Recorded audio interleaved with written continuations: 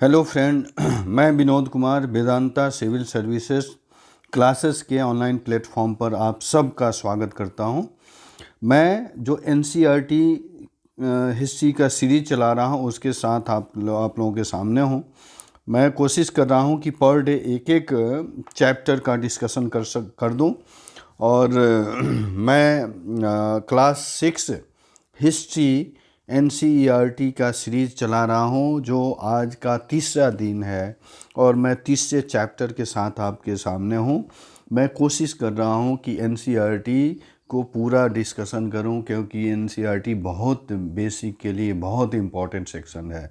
बहुत बच्चे इसको एस्केप कर जाते हैं जिसके वजह से इनको आगे चल कर के प्रॉब्लम होती है। तो मेरी कोशिश है कि आप लोग जो बच्चे तैयारी कर रहे हैं या करना शुरू कर किए हैं और तैयारी करने की सोच रहे हैं कोई भी कॉम्पिटिटिव एग्ज़ाम, उनके लिए यह सीरीज़ बहुत बहुत इम्पोर्टेंट है। मैं कोशिश करूँगा कि ये सारे सेक्शन को मैं कवर करूँ और जितने इम्पोर्टेंट सेक्शन है उनको कॉन्सेप्ट के साथ ही डिस्कस करते चलूँ और ताकि आप लोगों को प्रॉब्लम नहीं रहे। आप ध्यान रखेंगे, आपसे मेरी गुजारिश है कि आप इस सेक्शन को अच्छे से देखें, समझें, पढ़ें क्योंकि यह बेसिक कॉन्सेप्ट है। बेसिक जब तक आपकी नींव नहीं मजबूत होगी तो आगे चल कर के इस पर आईएएस और बीपीएससी रूपी कमीशन का जो बिल्डिंग है ये तैयार नहीं कर पाएंगे। इसलिए यह सीरीज़ आप सोच सकते हैं कि कितना इम्पोर्टेंट है। चलिए आज तीसरे चैप्टर के साथ हूँ मैं आपके सामने। तीसरा चैप्टर है भोजन संग्राहक से उत्पादक तक, अर्थात ये एंशिएंट हिस्ट्री की बात हो रही है। एंशिएंट हिस्ट्री का तीसरा चैप्टर है एनसीईआरटी का क्लास 6 का, और तीसरा चैप्टर है ये कह रहा है कि भोजन संग्राहक से उत्पादक तक, अर्थात इसी चैप्टर के का जो शीर्षक है इसी में बहुत सारी बातें जो हैं अंतर्निहित हैं। अर्थात इस शीर्षक को अगर आप समझ सकते हैं तो आप सारे चैप्टर के कॉन्सेप्ट को और उसके फैक्ट को समझ लेंगे। ध्यान रखेंगे ये आरंभिक मानव की बात कही जा रही है। अर्थात आपको पता है सॉरी आपको पता है आरंभिक मानव का विकास जो है, पहले मानव का विकास कब हो रहा है, ये 5 लाख वर्ष पहले से। और वहाँ आरंभ में मानव क्या है, जंगली है, शिकारी है, यायावारी है, यानी जंगल में रहता है, जब जंगली जानवरों का शिकार करता है, उससे अपना भरण पोषण करता है और आगे क्रमिक रूप से उसका बदलाव होता है, वो विकसित होता है। और इसी सीरीज में देखेंगे कि हम लोग पूरे काल को जो काल क्रम है इसको अलग अलग कालखंड में बांटते हैं। पहला है पूरा पाषाण काल, उसके बाद मध्य पाषाण काल आता है, उसके बाद नव पाषाण काल आता है। पूरा पाषाण काल का समय 5 लाख से 10,000 वर्ष पूर्व है। मध्य पाषाण काल का 10,000 से 8,000 ईसा पूर्व है। नव पाषाण काल का 8,000 से 6,000 ईसा पूर्व है। तो बेसिकली इस चैप्टर में आपको मध्य पाषाण काल और नव पाषाण काल की चर्चा हो रही है, क्योंकि आपको पता है पूरा पाषाण काल में मानव जो है पूर्ण रूप से जंगल में रहता है, जंगली जानवरों का शिकार करता है और कच्चे मांस का सेवन करता है।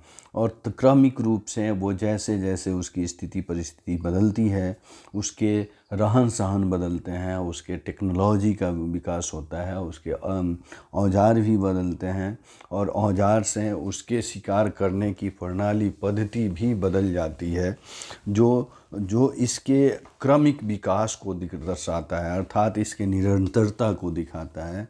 अर्थात कह सकते हैं कि मानव जैसे आगे विकसित हुआ उसके टेक्नोलॉजी का भी विकास हुआ, वो टेक्निकली भी डेवलप होते गया। इसी के फलस्वरूप जो मानव पहले जंगल में रहता था, जानवरों का शिकार करता था, वो क्रमिक रूप से पशुपालक हो गया, खाद्य संग्राहक हो गया और उसके बाद अंततः वो खाद्य उत्पादक भी हो गया। अर्थात कह सकते हैं कि भारतीय उपमहाद्वीप में आरंभ में कृषि एवं पशुपालन की शुरुआत जो हुई ये नवपाषाण काल में मानी जाती है। इसलिए नवपाषाण कालीन संस्कृति अपने पूर्वगामी संस्कृतियों की तुलना में अधिक विकसित दिखाई देती है। अर्थात ये कह सकते हैं कि पहले पूरा पाषाण काल और मध्य पाषाण काल की तुलना में नवपाषाण काल के संस्कृति के लोग जो थे ये काफ़ी विकसित थे, क्योंकि यहीं पे कृषि की शुरुआत और पशुपालन की शुरुआत हुई। अर्थात मानव जो पहले खाद शिकारी था, खाद संग्राहक था, यहाँ आकर के खाद उत्पादक हो गया।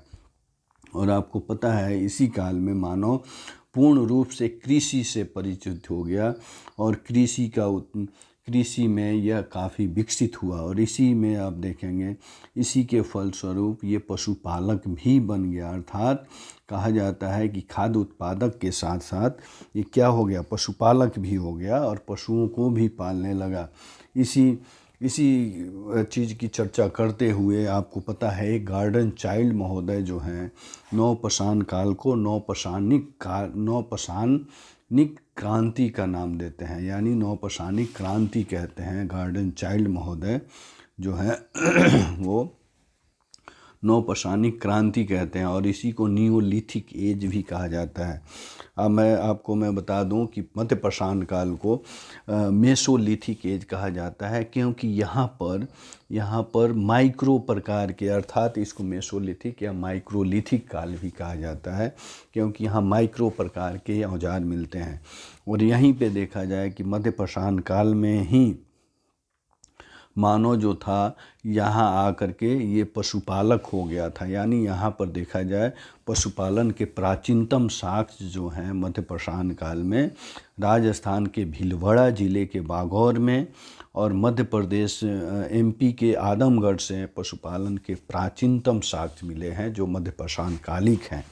ठीक है, और इसी को आगे चल के नवपाषाण काल को नियोलिथिक एज कहा जाता है कि यहाँ पे और छोटे औजार मिलते हैं और यहीं पे कृषि की शुरुआत होती है। अर्थात कृषि की शुरुआत होते ही यहाँ पर मैं बता दूं कि यहाँ अस्थाई आवास बनने लगते हैं। अस्थाई आवास के साथ साथ गाँव का विकास होने लगता है, जिसके फलस्वरूप इसमें एक क्रांति आती है। इसीलिए गार्डन चाइल्ड महोदय जो हैं नवपाषाणिक क्रांति कहते हैं इसको। चलिए आज ये इम्पोर्टेंट कॉन्सेप्ट है, हम लोग आगे कैरी करते हैं इसके महत्वपूर्ण फैक्ट को।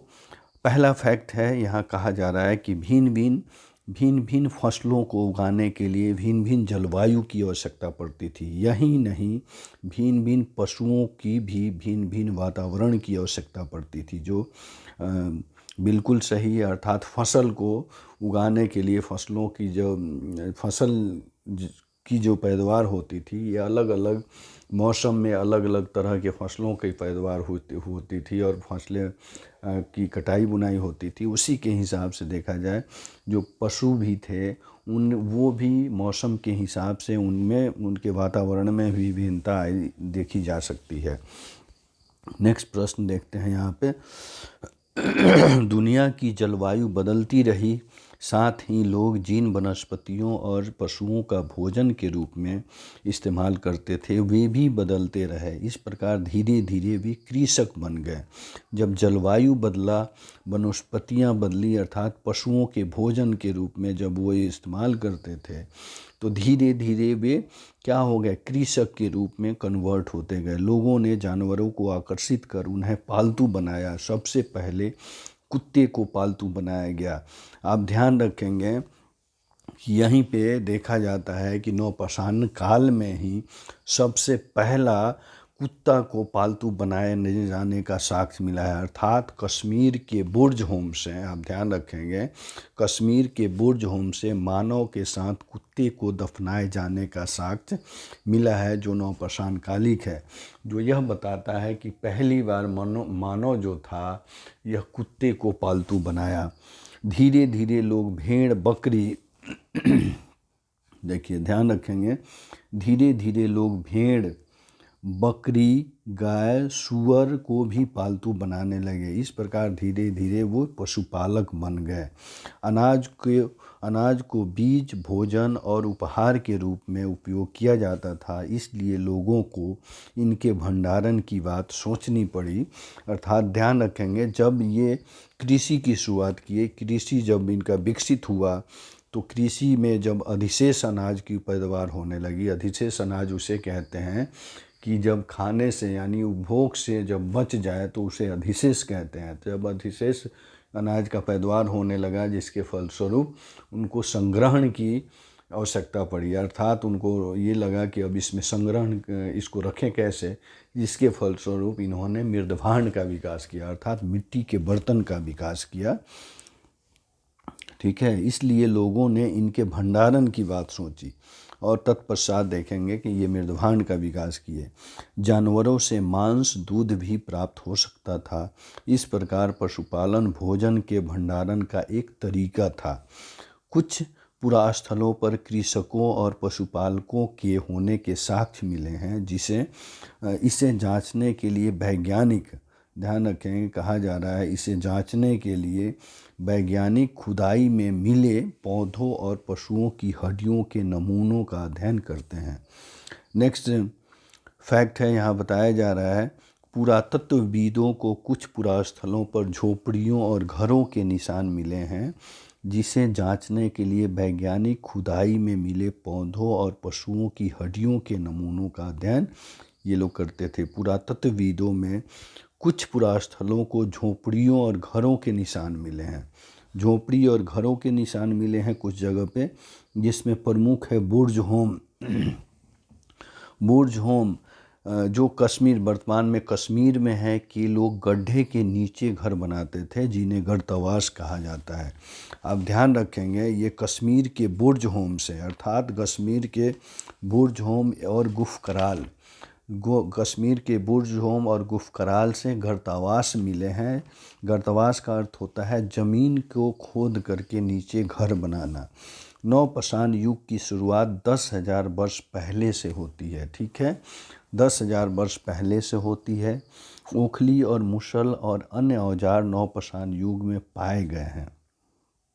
ठीक है, चलिए, ओखली और मुसल नवपाषाण युग में पाए गए हैं। आगे हम लोग बढ़ते हैं। लोग अब कपास भी उगाने लगे थे, इसलिए कपड़े भी बुनने प्रारंभ कर दिए। कृषक और पशुपालक समूह में रहते थे। कृषक और पशुपालक दोनों समूह में रहते थे, जिन्हें जनजाति कहते थे। वे लोग कुछ ऐसे रीति रिवाजों को मानते थे जो संभवतः पहले से ही प्रचलित थे। दूसरा नेक्स्ट है, मेहरगढ़ ईरान जाने वाले सबसे महत्वपूर्ण रास्ते बोलन दर्रे के पास एक हरा भरा समतल स्थान था। मेहरगढ़ के लोग गेहूं और जौ उगाना सीख चुके थे। वह सबसे पहला गांव था। अर्थात कहा जाता है कि मेहरगढ़ अर्थात बलूचिस्तान में स्थित मेहरगढ़ से कृषि का प्राचीनतम साक्ष्य मिला है, जो लगभग 7,000 ईसा पूर्व का है। ठीक है, उसी की चर्चा यहाँ कही जा रही है। नेक्स्ट है, जब पुरातत्वविद किसी जगह की खुदाई करते हैं तो पाए जाने वाले स्थलों के क्रम के आधार पर समय की गणना करते हैं। उस तरह से मेहरगढ़ में चौकोर तथा आयताकार घरों के अवशेष भी मिले हैं। प्रत्येक घरों में 4 या उससे ज़्यादा कमरे हैं, जिनमें से कुछ संभवतः भंडारण के काम आते होंगे। दाओजली होर्डिंग पुरास्थल चीन और म्यांमार की ओर जाने वाले रास्ते में ब्रह्मपुत्र की घाटी की एक पहाड़ी पर है।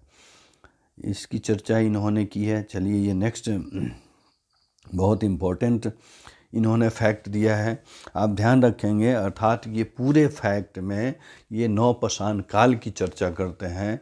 और मैं बता दूं कि नवपाषाण काल की शुरुआत जो मानी जाती है ये 10,000 है, अर्थात 10,000 वर्ष पूर्व से, यानी इसको 10,000 से 6,000 वर्ष पूर्व तक माना जाता है। और इसी को नियोलिथिक एज कहा जाता है।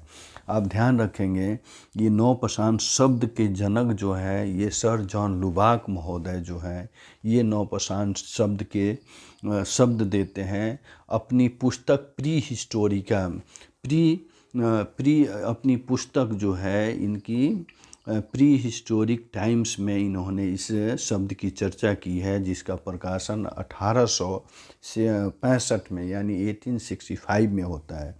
वहीं पे देखा जाए कि नौपाषाणिक शब्द के जनक यानी नौपाषाण क्रांति के शब्द के जनक जो हैं गॉर्डन चाइल्ड हैं, और यही बताते हैं कि इन्होंने इसी काल में आकर के कृषि की शुरुआत देखी जाती है। और जब कृषि की शुरुआत हुई, अर्थात आपको पता है कृषि करने के लिए किसी भी जगह पे मानव को कम से कम 3 से 4 महीने टिक करके रहना पड़ता था, इसलिए उनका जीवन जो है उसमें अस्थिरता आ गई और फलस्वरूप कृषि के विकास के साथ साथ ही आवास का भी इन्होंने विकास किया। और जब आवास का विकास हुआ, घर का विकास हुआ, फलस्वरूप गांव का विकास हुआ और वहीं पे कच्ची ईंटों के आयताकार घर बनने लगे। इसी के फलस्वरूप आप देखेंगे जैसे ही जब घर का विकास हुआ और कृषि का विकास हुआ तो फलस्वरूप मृदभांड का विकास हुआ, अर्थात मृदभांड में अनाज रखने के लिए इनको मृदभांड के विकास करने की आवश्यकता पड़ी। और इसी समय इन्होंने पशुपालन की भी शुरुआत, पशुपालन भी ये लोग करने लगे और फलस्वरूप देखेंगे कि यहीं पे पॉलिशदार और चकमक उद्योग के भी डेवलपमेंट यहाँ पे देखा जा सकता है, अर्थात हड्डी के उपकरण भी बनाए जाते हैं और पॉलिशदार चकमक उद्योग अर्थात टेक्निकली ये विकसित हो रहे हैं। यहीं पे आप देखेंगे कि पहला फैक्ट जो मेहरगढ़ है, मेहरगढ़ बलूचिस्तान में स्थित मेहरगढ़ से कृषि के प्राचीनतम साक्ष्य यहाँ पे मिले हैं जो लगभग 7000 ईस्वी पूर्व के हैं। और यहीं पे देखा जाए कि कश्मीर के बुर्ज होम से मानव के साथ, कश्मीर के बुर्ज होम और गुफ कराल से मानव के साथ कुत्ते को दफनाए जाने का साक्ष्य मिला है। कहाँ से? बुर्ज होम से, जिसकी खोज 1935 में डी टेरा और पीटरसन महोदय ने की। किसकी? बुर्ज होम की खोज। ध्यान रखेंगे कश्मीर में स्थित बुर्ज होम जो है इसकी खोज 1935 ईस्वी में डी टेरा और पीटरसन महोदय ने की और यहीं से मानव के साथ कुत्ते को दफनाए जाने का साक्ष्य मिला है, जो यह बताता है कि मानव सर्वप्रथम कुत्ते को ही पशु पालतू बनाया होगा। फिर यहीं पे देखेंगे कश्मीर के गुफ कराल से गढ़ता आवास और हड्डी के उपकरण मिले हैं। और वहीं पे आप देखेंगे कि यहाँ पे प्राचीनतम साक्ष्य में यूपी के कोल्डी युवास हैं जो लगभग 6500 ईस्वी पूर्व का है। चावल के प्राचीनतम साक्ष्य यहीं से कोल्डीवा से मिले हैं। और यहीं पे ध्यान रखेंगे ये पूरे नौपाषाण काल की बात हो रही है, तो यहीं पे चौपानी मांडव कोल्डीवा तथा महगरा बेलन नदी घाटी से संबंधित ऐसे स्थल हैं जहां खाद्य संग्राहक चरण से खाद्य उत्पादक चरण में संक्रमण के संकेत मिलते हैं। एक फैक्ट मैं ऐड करना चाहूँगा कि उत्तर भारत में ली मेन्सुअर और दक्षिण भारत में नेवेलियन फ्रेजर ने नौपाषाणिक उपकरण की खोज की। और इस काल में ध्यान रखेंगे कि इस काल में मानव सर्वप्रथम गेहूं, जौ और रुई उपजाता था। ये नौपाषाण काल की बात हो रही है। चलिए हम देखते हैं इन फैक्टों को एक फ्लो चार्ट के माध्यम से। फ्लो चार्ट में ये बताने की कोशिश की गई है कि अनाज के उपयोग किस प्रकार के लोग किया करते थे। तो अनाज के उपयोग विभिन्न रूपों में लोग किया करते थे। जो पहला है बीज के रूप में, भोजन के रूप में, उपहार के रूप में, भोजन के लिए, भंडारण के रूप में। चलिए कुछ महत्वपूर्ण शब्दावलियाँ हैं, इसको हम लोग देखते हैं। महत्वपूर्ण टर्मिनोलॉजी की इन्होंने चर्चा की है। महत्वपूर्ण टर्मिनोलॉजी में है कृषक उसे कहते हैं जो पौधों की सुरक्षा और देखभाल करने वाले कृषक कहलाए। पशुपालक जानवरों को पालतू बनाना, देखभाल करने वाले पशुपालक कहलाए। बसने की प्रक्रिया, लोगों द्वारा पौधे उगाने और जानवरों की देखभाल करने को बसने की प्रक्रिया नाम दिया गया। गढ़तावास, बुर्ज होम वर्तमान कश्मीर में है। बुर्ज होम के लोग गड्ढे के नीचे घर बनाते थे जिन्हें गर्तवास कहा जाता था। जनजाति पुरातत्वविद के अनुसार प्रायः कृषक पशुपालक समूह में रहते थे जिन्हें जनजाति कहते हैं। पालतू बनाना विभिन्न उद्देश्यों के लिए जानवरों को पालतू बनाना। कास्टास्म अर्थात अति प्राचीन लकड़ी जो सख्त होकर पत्थर बन गया उसे कास्टास्म कहते हैं। स्तर बेकार सामान के धीरे धीरे जमा होने से जमीन ऊंची होती रहती है और फिर सैकड़ों साल बाद वहाँ एक टीला बन जाता है जिसे अस्तर कहते हैं। नवपाषाण युग इतिहास का वह भाग जिसकी शुरुआत 10,000 साल पहले से होती है उसे नवपाषाण युग की संज्ञा दी जाती है। देखिए कुछ महत्वपूर्ण घटनाक्रम की बात इन्होंने की है। लगभग 12,000 वर्ष पहले बसने की प्रक्रिया आरंभ हुई। लगभग 10,000 वर्ष पहले नवपाषाण युग आरंभ हुआ जिसे कृषक और पशुपालक का भी समय कहते हैं। अर्थात इस काल में कृषि एवं पशुपालन की शुरुआत तो हो चुकी थी भारतीय उपमहाद्वीप में। और यहीं पे देखा जाए कि मेहरगढ़ में लगभग 8,000 साल पहले मेहरगढ़ में बस्ती का आरंभ हुआ। और यहीं आपको देखेंगे 7,000 ईस्वी पूर्व में कृषि की शुरुआत आपको देखने को मिलती है जो बलूचिस्तान में स्थित है। चलिए ये बहुत इम्पोर्टेंट फैक्ट है जिसको मैंने कोशिश किया कि कंसेप्ट से क्लियर करूं।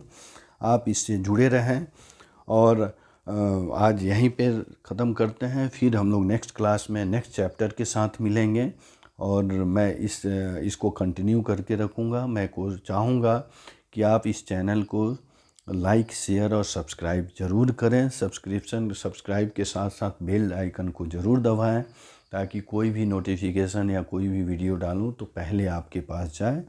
चलिए मिलते हैं फिर नेक्स्ट वीडियो में। तब तक के लिए धन्यवाद। Thank you.